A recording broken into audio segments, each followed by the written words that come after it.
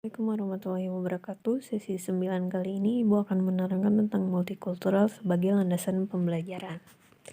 Tujuan perkuliahannya, pertama, mahasiswa mampu menjelaskan pendidikan multikultural sebagai landasan pembelajaran. Kedua, mahasiswa mampu menjelaskan kedudukan kebudayaan dalam proses pembelajaran.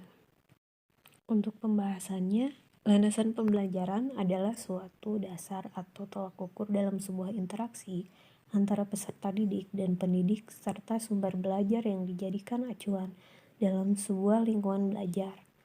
Menurut beberapa ahli, landasan yang digunakan dalam sebuah pembelajaran adalah Taba mengemukakan kebudayaan adalah sebuah landasan dalam pengembangan kurikulum.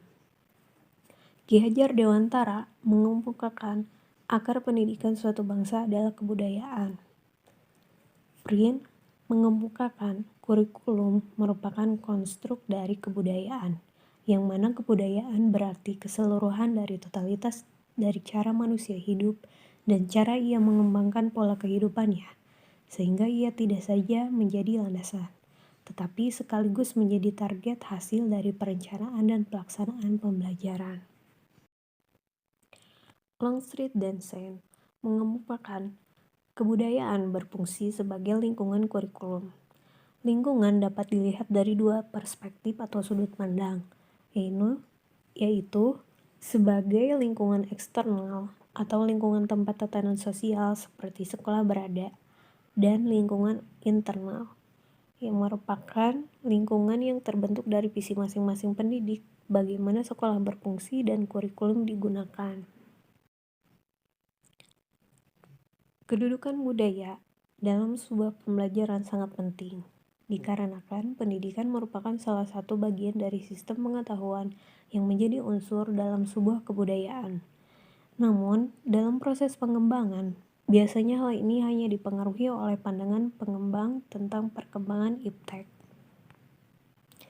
Secara intrinsik, filosofi, visi, dan tujuan pendidikan para pengembang pembelajaran sangat dipengaruhi oleh akar budaya pengembang yang melandasi pandangan hidupnya. Teori belajar adalah upaya untuk menggambarkan bagaimana orang dan hewan belajar, sehingga membantu kita dalam memahami proses belajar. Ada 3 macam teori pembelajaran, yaitu pertama, teori belajar behaviorisme menyatakan bahwa pembelajaran merupakan sebuah model hubungan stimulus dan respon, di mana teori memposisikan orang yang sedang belajar merupakan subjek yang pasif.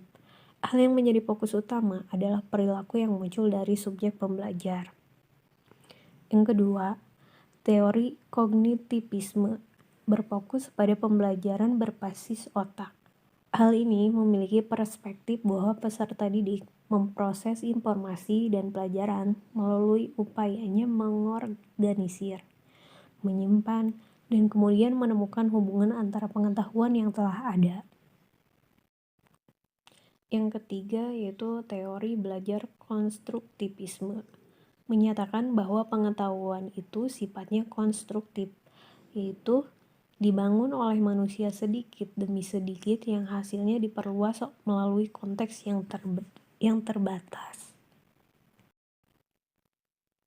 Adapun beberapa pendapat para ahli tentang teori-teori belajar di atas, yaitu Mayer berpendapat bahwa keterkaitan antara budaya dan bahasa, persepsi, kognisi, keinginan berprestasi, motivasi berprestasi merupakan faktor yang berpengaruh dalam proses belajar siswa. Webb dan Burnett menunjukkan pentingnya pertimbangan budaya dalam proses belajar siswa. Darling Hammond mengatakan bahwa kita semua menginterpretasikan perilaku, informasi, dan perilaku melalui lensa budaya sendiri. Wolski dan Ginsberg juga menyatakan bahwa kebudayaan adalah dasar dari motivasi intrinsik dan mengembangkan model belajar yang komprehensif dalam arti pengajaran yang responsif terhadap kultural. Pendidikan multikultural dalam pembelajaran adalah sebuah pembelajaran yang digunakan oleh pendidik untuk menggambarkan kegiatan siswa yang beragam ras, gender, suku, dan kelas, atau bahkan ketidakmampuan. Tujuan dari pendidikan multikultural ini adalah untuk mengurangi prasangka dan diskriminasi terhadap kelompok yang tertindas, bekerja atas dasar kesempatan yang sama dan adanya keadilan sosial pada semua kelompok, termasuk distribusi kekuasaan yang adil antara semua anggota kelompok budaya yang berbeda. Pendekatan yang ada di dalam pendidikan multikultural ini mencoba untuk mereformasi proses persekolahan secara keseluruhan tanpa memandang sekolah maju atau sekolah pinggiran. Praktik dan proses dalam pembelajaran juga direkonstruksi kembali, sehingga model sekolah menjadi sekolah yang berdasarkan persamaan dan pluralisme.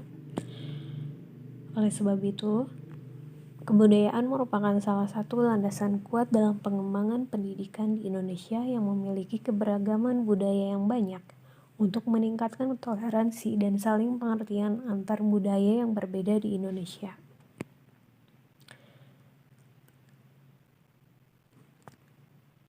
Dasar Hukum Pendidikan Multikultural di Indonesia diatur dalam Undang-Undang Nomor 22 Tahun 1999 tentang otonomi daerah tidak otomatis memberlakukan pendekatan multikultural dalam pengembangan pembelajaran di Indonesia.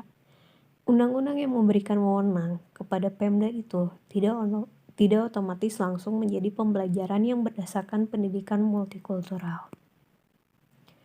Perencanaan dengan pendekatan multikultural haruslah dikembangkan dengan kesadaran dan pemahaman yang mendalam tentang multikultural. Oke, sekian presentasi dari Ibu.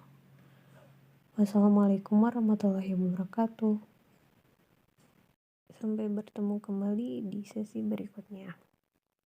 Terima kasih.